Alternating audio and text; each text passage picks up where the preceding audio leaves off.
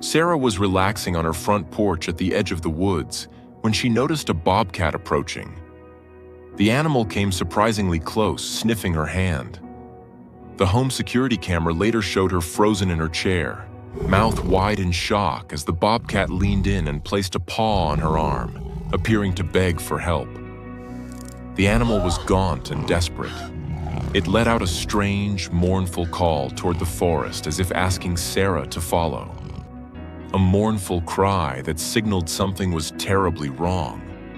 Sarah did the unthinkable. She followed. But at the end of that trail, she realized she had stumbled upon a scene of horror that was bigger and more dangerous than she could have ever imagined.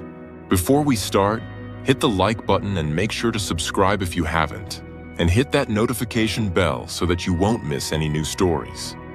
The early morning sun cast long golden rays across Sarah Mitchell's front porch in rural Montana, painting the weathered wooden planks in shades of amber and honey. October had arrived with its crisp, clean air, and the aspens at the edge of her property blazed brilliant yellow against the deep blue sky. Sarah sat in her favorite wicker chair, cradling a steaming mug of coffee, enjoying the peaceful quiet that came with living at the boundary between civilization and wilderness. Her blonde hair was pulled back in a practical ponytail, and she'd thrown on her favorite bright blue quarter-zip fleece pullover against the morning chill. At 34, Sarah had moved to this property 3 years ago, searching for a fresh start and a connection with nature. The 5 acres of land backed up against thousands of acres of national forest, and she'd fallen in love with the solitude, the wildlife, and the way the morning light filtered through the pines. She'd seen deer, elk, the occasional moose, and plenty of smaller creatures, but nothing had prepared her for what was about to happen. Movement at the tree line caught her eye. Sarah set down her coffee mug, her breath catching in her throat. A bobcat was emerging from the shadows of the forest, moving with deliberate purpose toward her porch.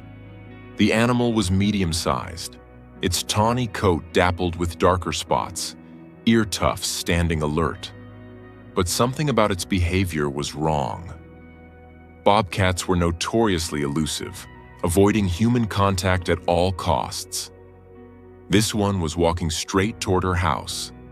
Sarah's first instinct was to retreat inside, but she found herself frozen in place, watching with a mixture of fear and fascination as the wild cat crossed her lawn.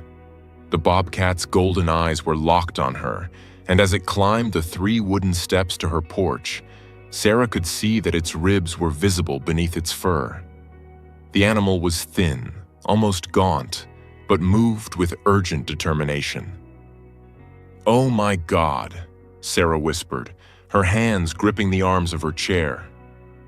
Her heart hammered in her chest as the bobcat approached to within 3 feet of her. The home security camera she'd installed above the door silently recorded every moment.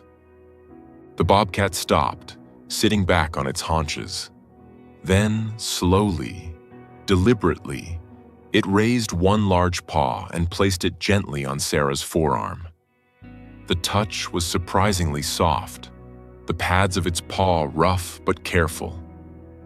The wild cat looked directly into her eyes, and Sarah felt her mouth fall open in shock. There was intelligence in that gaze, a desperate plea that transcended species. This wasn't a threat. This was a request. "What?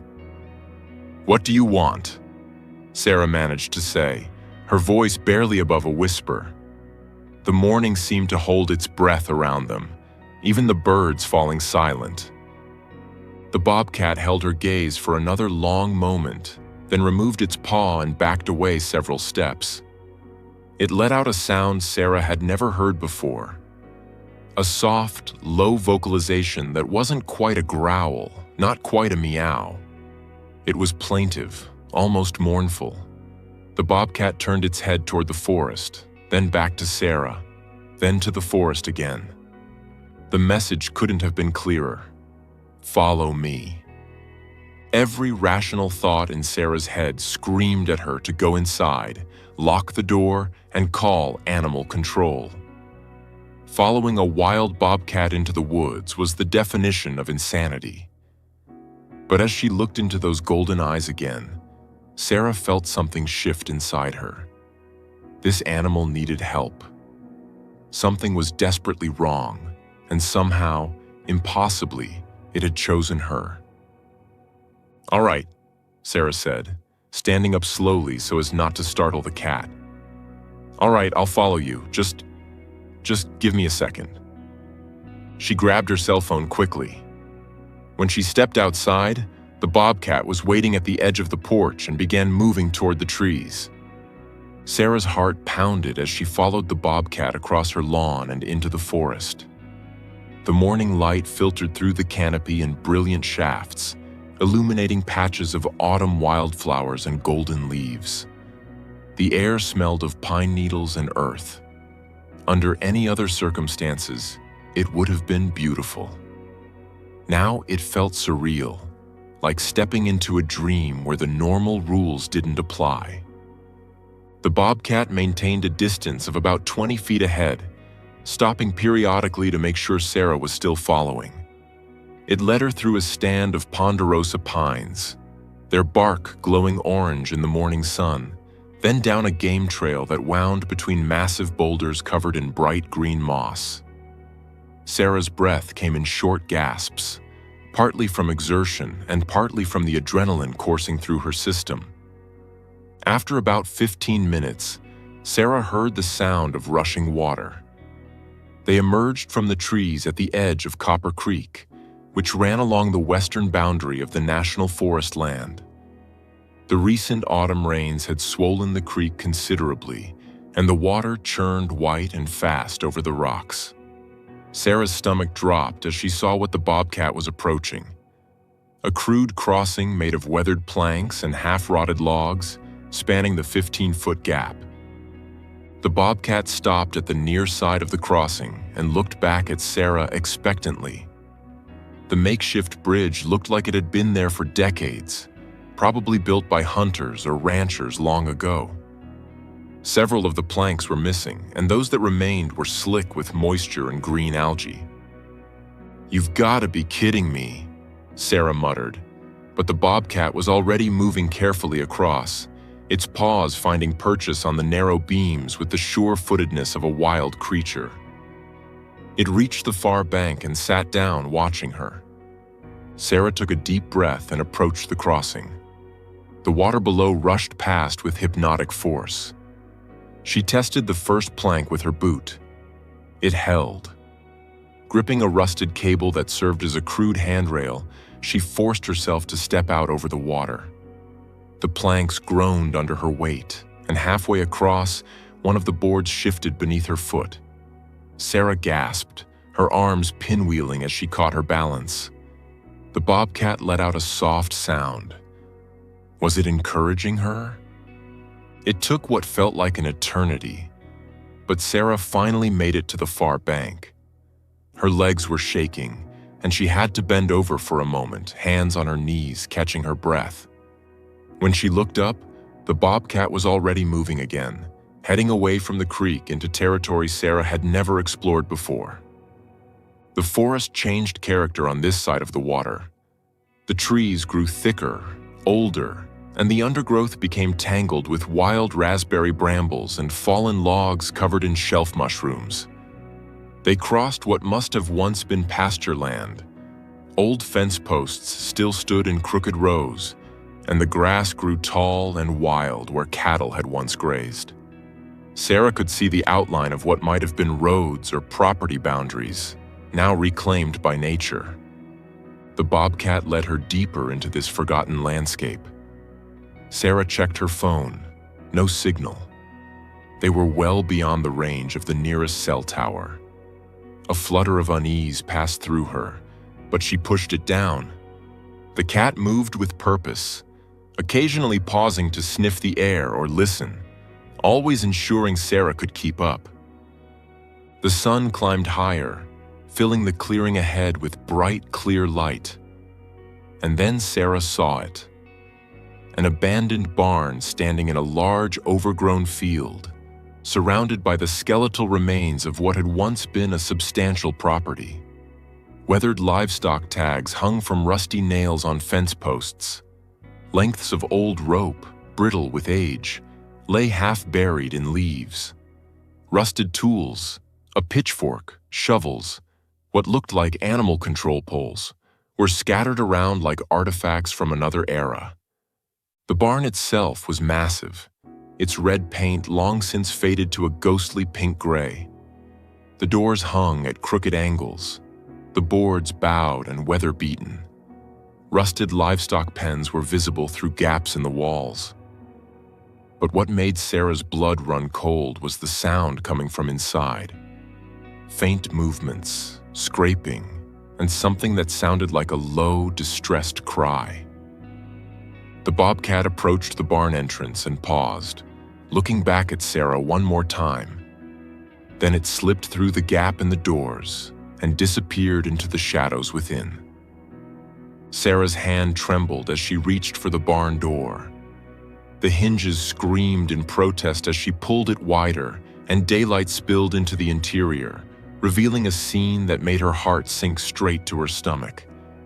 The barn's interior had been converted into makeshift pens and cages, crude enclosures built from chain-link fencing, wooden pallets, and steel bars. And inside those enclosures were animals. Wild animals. Exotic animals. Animals that had no business being in a Montana barn. In the first pen, 3 more bobcats huddled together, all showing signs of severe neglect. Their coats were dull and matted, their bodies thin. One had a visible wound on its flank that looked infected. In the next enclosure, Sarah saw something that made her gasp out loud. 2 African servals, their distinctive spotted coats and large ears unmistakable. The elegant wild cats paced nervously, their long legs carrying them in endless, anxious circles. Further back, in a cage that looked barely large enough to turn around in, a young lioness lay on her side, her breathing shallow and labored. She couldn't have been more than a year old, still showing some of her juvenile spots.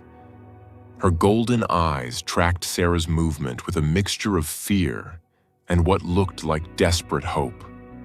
In crude wooden boxes stacked along one wall, Sarah heard the rustle of feathers. Peering closer, she saw large birds, hawks, maybe falcons, their wings clipped, their magnificent forms reduced to hunched, frightened shadows. One box contained what looked like a juvenile golden eagle, its fierce eyes dimmed by captivity and poor care. The smell was overwhelming, a mixture of waste, decay, and the sharp tang of fear. Water bowls were empty or filled with algae-green liquid. Food dishes contained only scraps of moldy kibble. These animals had been abandoned, left to die slowly in this forgotten place.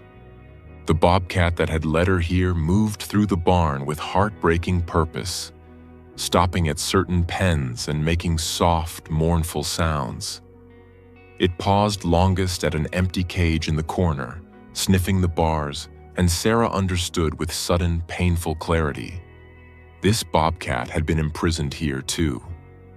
Somehow, it had escaped, and instead of running as far away as possible, it had returned, not for itself, but for the others left behind. "Oh God," Sarah whispered, tears streaming down her face. "Oh God, what is this place?" She moved quickly to the lioness first, dropping to her knees beside the cage. The young cat lifted her head slightly, too weak even to growl. "I'm going to help you," Sarah promised, her voice breaking. "I'm going to help all of you." Sarah fumbled for her phone, praying for even a weak signal. Nothing. She moved around the barn, holding the phone up, watching the bars flicker between 0 and 1 bar. Finally, in the doorway, She caught a single precious bar. Her hands shaking, she dialed 911. 911, what's your emergency? My name is Sarah Mitchell, she said, the words tumbling out in a rush. I'm somewhere west of Copper Creek, maybe 3 or 4 miles from Bridger Canyon Road. There's an abandoned barn here, and inside, there are wild animals. Exotic animals. They're trapped and they're dying. Please, you have to send help. There are bobcats, servals, even a young lion. The connection crackled and broke. Sarah looked at her phone in despair. The single bar had disappeared, but the call had gone through. They'd heard her. They'd send help. They had to. She turned back to the animals, and her heart broke all over again. The bobcat that had brought her here was sitting near the serval's pen, its paw reaching through the chain link as if trying to comfort them. The connection between these animals was palpable. They'd suffered together, survived together. Sarah spent the next hour doing what she could. She found a working spigot outside and filled every water bowl she could find, carrying bucket after bucket until her arms ached. The animals drank desperately, gratefully. She found some bags of old grain in a storage room and scattered handfuls near the cages, hoping it was better than nothing. As she worked, she explored the property, trying to piece together what had happened here. An old trailer sat behind the barn, its door hanging open. Inside, she found paperwork that made her stomach turn.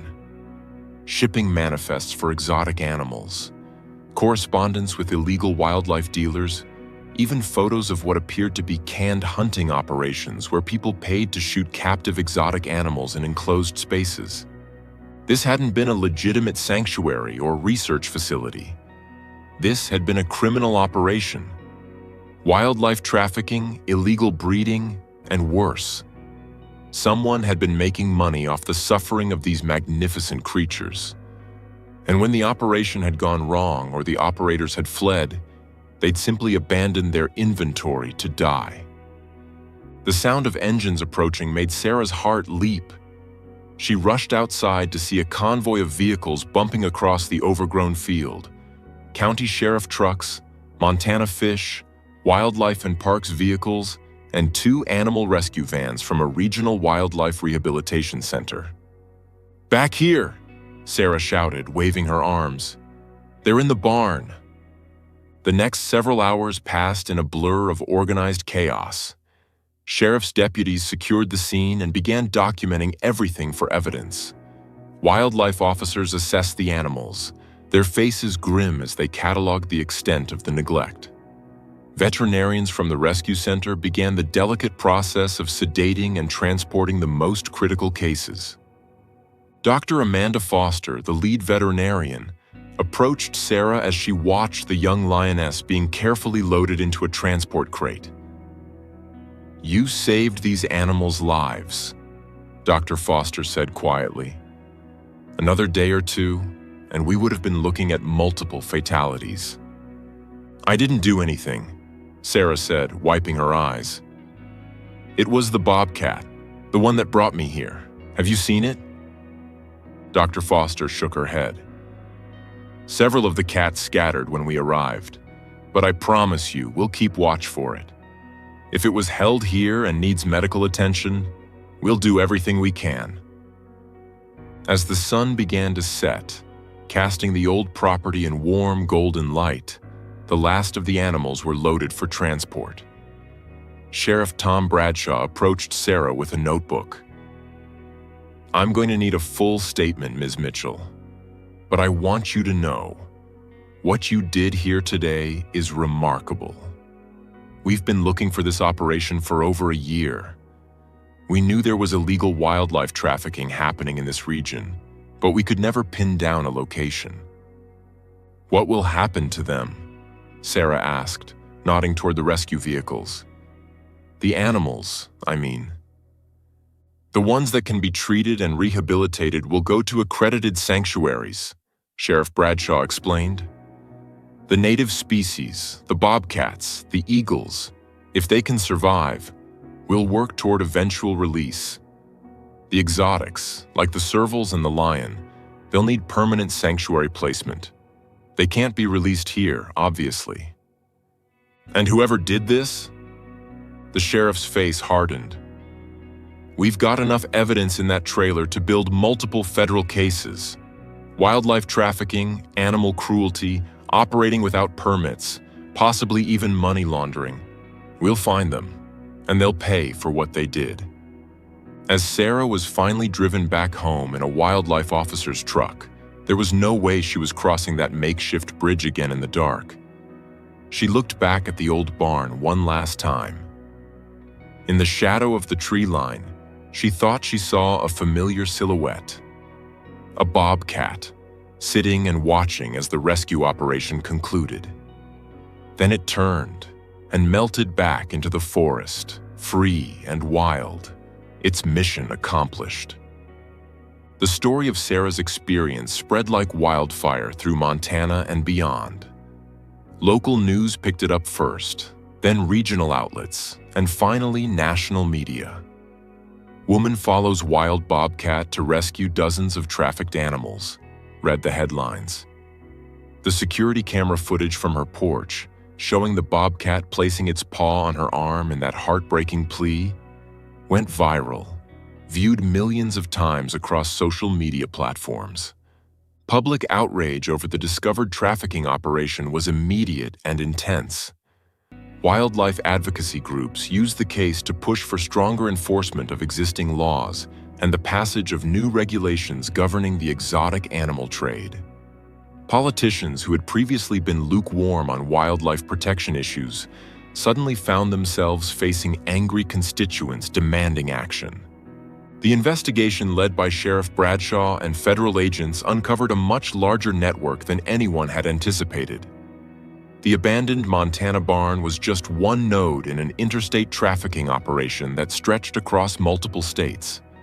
Arrests were made in Colorado, Wyoming, Idaho, and Nevada. The scope of animal suffering revealed by the investigation shocked even seasoned law enforcement officials. For Sarah, the experience transformed her life in ways she never could have anticipated. She found herself thrust into a role as a wildlife advocate and spokesperson. She worked with the Montana Wildlife Federation to develop educational programs about responsible wildlife observation and the dangers of the exotic pet trade. She testified before the state legislature in support of stronger penalties for wildlife crimes. But more than the public advocacy, Sarah felt a deep, personal connection to the animals she'd helped rescue. She visited the rehabilitation center regularly, bringing donations and checking on the recovering creatures. Dr. Foster kept her updated on their progress. The young lioness, now named Montana in honor of her rescue, had recovered fully and was thriving at a big cat sanctuary in Colorado. The servals had been placed together at an accredited facility in California that specialized in African wildlife. The raptors, after months of rehabilitation, had been successfully released back into the wild. The bobcats had the longest road to recovery. The one with the infected wound required surgery, but under Dr. Foster's care, it healed. The other three recovered their strength slowly, learning to trust again after their trauma. And then one afternoon in late spring, almost 8 months after the rescue, Sarah got a call from Dr. Foster. "Sarah, can you come to the center? There's something I want to show you." When Sarah arrived, Dr. Foster led her to a large outdoor enclosure at the back of the facility. It was a soft release habitat, a space where rehabilitated wild animals could readjust to freedom before being fully released. Inside, 4 healthy, magnificent bobcats lounged in the afternoon sun. "They're ready," Dr. Foster said with a smile. "All 4 of them, and we thought you might want to be there when we release them." The release was scheduled for early the next morning, in a carefully chosen location in the national forest not far from Sarah's property. Sarah arrived at dawn to find a small group assembled.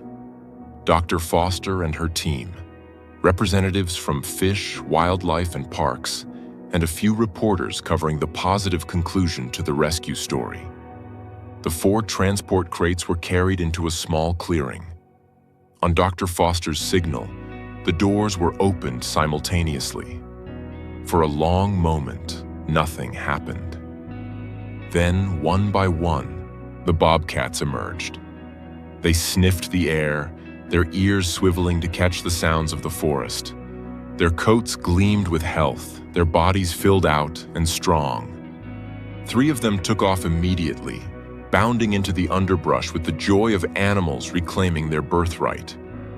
But the 4th, the one Sarah thought might be her original visitor, though she couldn't be certain, paused at the edge of the clearing.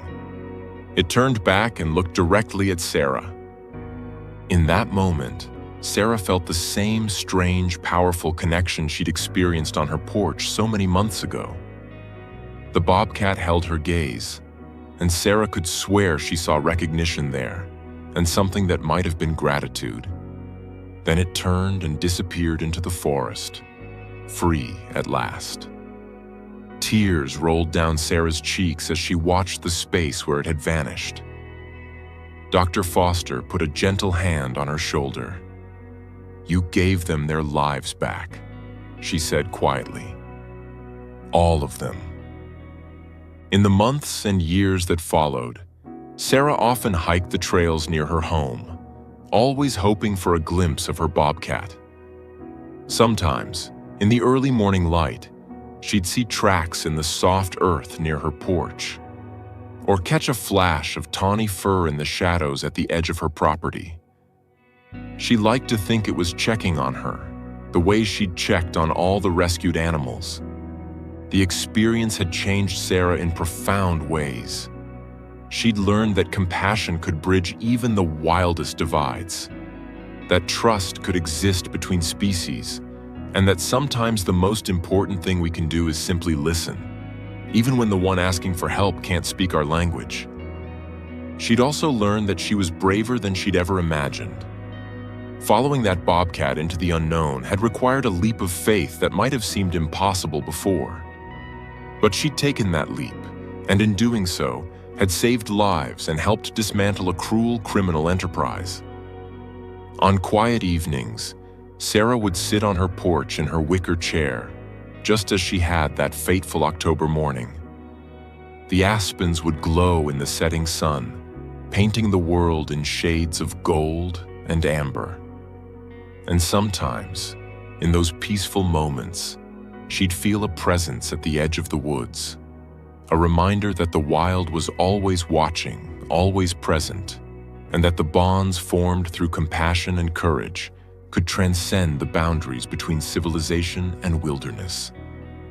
The story of the bobcat who begged for help became something of a legend in Montana, told and retold around dinner tables and at wildlife conservation gatherings.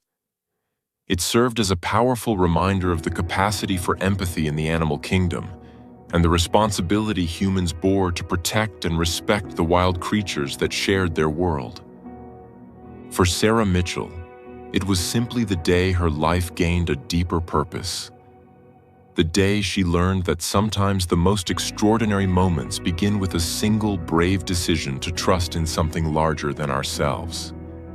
And every time she saw those golden aspen leaves glowing in the Montana sun, she remembered the golden eyes of a desperate bobcat and the journey into the wild that had changed everything.